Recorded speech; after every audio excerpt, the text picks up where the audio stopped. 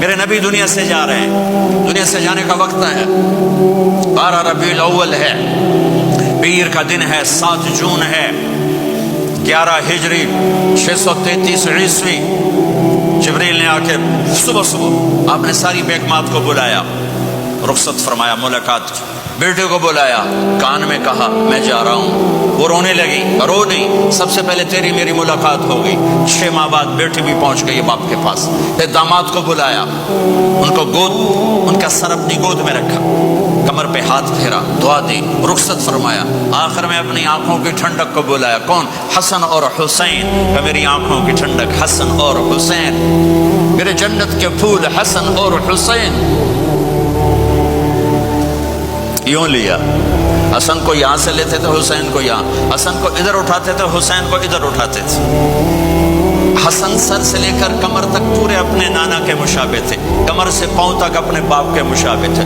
حسین اس کا الٹ تھے، سر سے لے کر کمر تک اپنے باپ کے مشابہ تھے، کمر سے لے کر پاؤں تک اپنے نانا کے مشابہ تھے۔ اس مشابہت کی وجہ سے آپ کہا کرتے تھے حسن میرا بیٹا ہے، حسین علی کا بیٹا ہے۔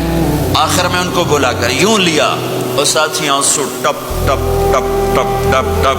بیویوں کو جدا کیا، آنسو نہیں، بیٹی کو جدا کیا، آنسو نہیں، داماد کو جدا کیا، آنسو نہیں، جب بچوں کو جدا کرنے لگے تو یوں آنسو۔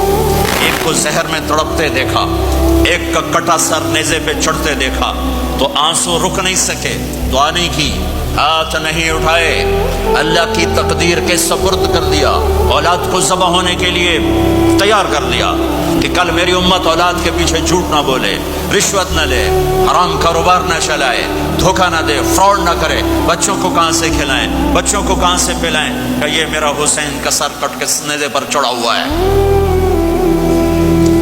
کچھ نہیں بولے، رخصت فرما دی۔ جب سب چلے گئے تو جبریل آ گئے، آپ نے فرمایا کیا ہوا؟ خاموش کھڑے تھے، کہ موت کا فرشتہ دروازے پر ہے، اندر آنے کی اجازت چاہتا ہے۔ اپنے نبی کا مقام دیکھو، موت بھی پوچھ کے آتی ہے۔ آپ نے کہا آ جائے، آپ کی اجازت پر ملک الموت اندر آئے۔ اسرائیل کا السلام علیکہ یا رسول اللہ، کہنے لگا آپ پہلی ہستی ہیں، میں سلام کر رہا ہوں، میں نے کبھی کسی کو سلام نہیں کیا۔ کہنے لگا آپ پہلی ہستی ہیں، اللہ نے فرمایا تھا پوچھ کے اندر جانا، بن پوچھے نہ جانا۔ پھر کہنے لگے آپ پہلی ہستی ہیں، اللہ نے فرمایا آنا چاہیں تو لے آنا، رہنا چاہیں تو چھوڑ کے آ جانا۔ یہ وہ دربار رسالت ہے جہاں موت بھی پوچھ کے آتی ہے۔ آپ نے فرمایا میں اجازت دے دوں میری جان نکالو گے؟ کہا جی نکالوں گا، نکالو۔ آپ نے یوں جبریل کو دیکھا، کیا کہتے ہو؟ جاؤں یا رہ جاؤں؟ جبریل نے کہا اللہ آپ کی ملاقات کے شوق میں ہیں، فیصلہ آپ کریں گے۔ ہاں یہ بات سنانا چاہتا تھا اگلی۔ آپ نے کہا اچھا جاؤ، پہلے اللہ سے پوچھ کے آؤ میرے بعد میری امت کے ساتھ کیا کریں گے، میرے بچوں کے ساتھ۔ یہ ساری مائیں، میرے بچے میرے بچے میرے بچے میرے بچے۔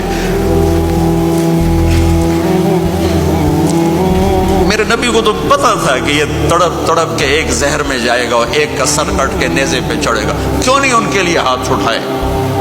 ہمارے لیے کیوں روئے کہ جاؤ اللہ سے پوچھ کے میرے بعد میری امت کے ساتھ کیا کرے گا، میں پھر جواب دوں گا۔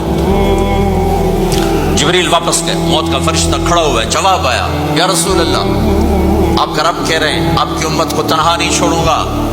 مجھے میرے رب کی قسم جو سن رہا ہے جس نے ہمیں یہاں جمع کیا ہے، سنو میری بات غور سے، اگر میرے نبی یہ سوال نہ اٹھاتے تو آج میں اور آپ بھی بندر خنزیر میں بدل چکے ہوتے۔ میری اور رب کی کوئی رشتہ داری نہیں ہے۔ اس امت نے وہ سب کچھ کر دیا جو پہلی امتوں نے کیا، لیکن کون ہے جس نے اصحابوں کو روکا ہوا؟ وہ میرے نبی کے آنسو، میرے نبی کی آہیں، میرے نبی کی دعائیں، میرے نبی کی فریادیں، میرے نبی کی تڑپ، میرے نبی کا رونا، میرے نبی کا پیٹ پہ پتھر باندھنا، اس نے روک دیا۔ کوئی نبی جاتے ہوئے امت کے لیے نہیں رویا، واحد نبی ہیں جو جاتے ہوئے امت کے لیے روئے، میری امت میری امت میری امت۔ کوئی رابعہ بصری بعد میں آئیں گی، کوئی جنید بغدادی بعد میں آئیں گے، باغی بغاوت، اور پھر وہ روئیں اور پھر وہ تڑپیں اور پھر وہ دعائیں کریں، پھر وہ کہیں یا اللہ میری امت میری امت میری امت۔